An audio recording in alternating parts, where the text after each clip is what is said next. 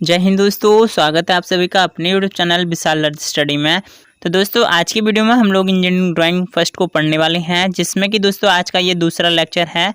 इससे पहले दोस्तों एक और लेक्चर मैंने दे दिया है, जिसमें कि दोस्तों चैप्टर नंबर फर्स्ट को हमने बताया है उसमें इंट्रोडक्शन के बारे में। तो इंट्रोडक्शन में जो भी टूल्स थे वो सारे कुछ दोस्तों मैंने यहाँ पे कवर कर लिया है। तो आज यहाँ पे हम लोग दोस्तों इसका चैप्टर नंबर 2 को पढ़ने वाले हैं, लेटर राइटिंग यानी कि अक्षरण। तो दोस्तों इस चैप्टर से एक क्वेश्चन हर बार परीक्षा में पूछा जाता है 8 नंबर का। तो दोस्तों आज की वीडियो में आपके 8 नंबर में पूरे पक्के कराने वाला हूं।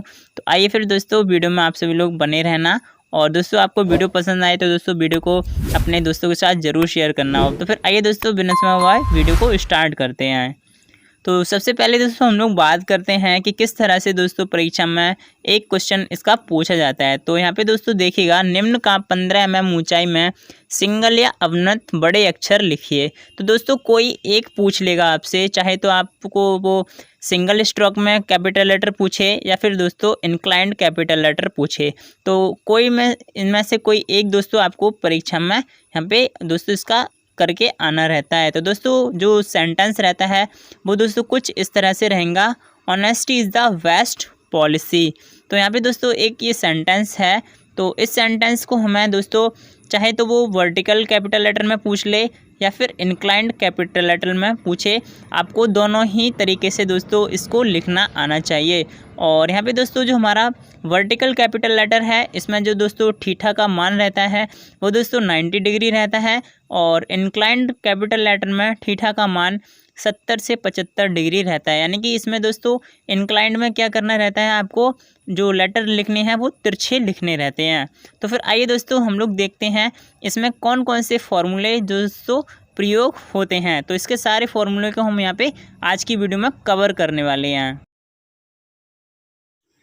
तो दोस्तों लेटर राइटिंग को लिखने के लिए सबसे पहले हमारे पास में एक स्टैंडर्ड रेशियो रहता है। तो सबसे पहले हमें स्टैंडर्ड रेशियो पता होना चाहिए कितना रहता है। तो स्टैंडर्ड रेशियो हमारा जो रहता है वो रहता है H/W बराबर 7/4।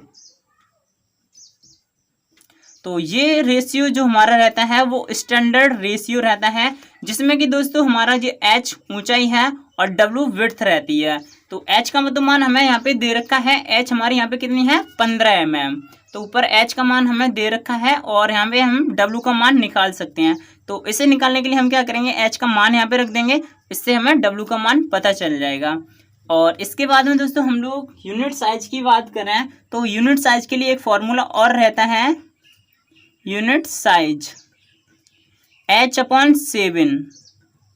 और दोस्तों ये जो दोनों फॉर्मूले हैं काफ़ी ज़्यादा इंपॉर्टेंट हैं, आपको अच्छे से ये दोनों फॉर्मूले रट लेने हैं। स्टैंडर्ड रेशियो H/W बराबर 7/4 और यूनिट साइज निकालने के लिए H/7। तो यहाँ पे दोस्तों हम लोग स्टैंडर्ड रेशियो की बात कर रहे थे दोस्तों। तो यहाँ पे दोस्तों अल्फ़ाबेट जो हमारे रहते हैं इंग्लिश अल्फ़ाबेट, इसमें 26 लेटर्स होते हैं, यानी कि 26 अक्षर होते हैं, जिसमें कि 22 अक्षर के लिए स्टैंडर्ड रेशियो का मान 7/4 यानी कि 7/4 रहता है। और दोस्तों जो 4 अक्षर बचते हैं IJMW, इन्हें अच्छे से याद रखना है। पहला अक्षर IJMW, तो कुल ये 4 अक्षर रहते हैं जिनके लिए स्टैंडर्ड रेशियो का मान अलग अलग रहता है।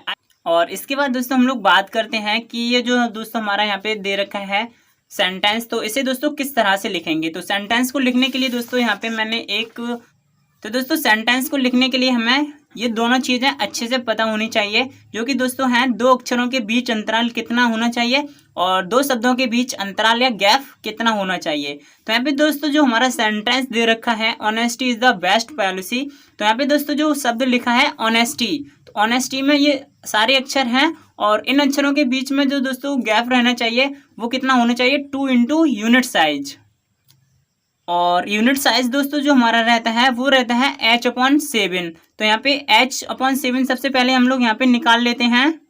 तो H का मान दोस्तों यहाँ पे हमें कितना दे रखा है, 15 mm। H यानी कि 15 / 7, इसका आंसर आएगा 2.14। तो इसका मान निकल के आएगा 2.14। और साथ ही साथ यहाँ पे दोस्तों अब हमें निकालना है यूनिट साइज, यानी कि gap between letter to letter. तो यहाँ पे इसका मान है 2 इंटू यूनिट साइज। तो यहाँ पे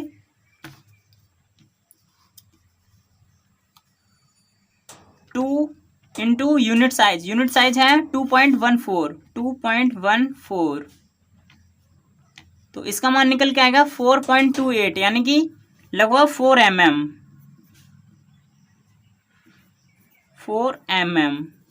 तो हमें यहाँ पे लेटर टू लेटर कितना गैप रखना है 4 mm।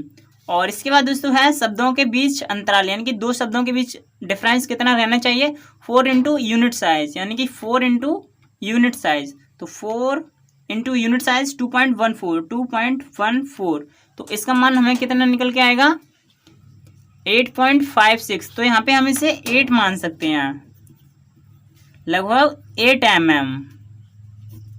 तो दोस्तों लेटर राइटिंग लिखने के लिए हमारे पास जो ये दोनों फॉर्मूले रहते हैं ये बहुत ही ज़्यादा इंपॉर्टेंट हैं और इन दोनों फॉर्मूलों को दोस्तों आपको याद रखना है अपने एग्जाम में। इन दोनों फॉर्मूलों का ही दोस्तों प्रयोग करके आप दो अक्षरों के बीच डिफरेंस और दो शब्दों के बीच डिफरेंस निकाल सकते हैं इस फॉर्मूले के अनुसार। तो दोस्तों आज की वीडियो को फिर हम लोग यहीं पे रखते हैं। तो फिर दोस्तों मिलते हैं फिर एक नेक्स्ट वीडियो में, तब तक के लिए थैंक्स फॉर वॉचिंग।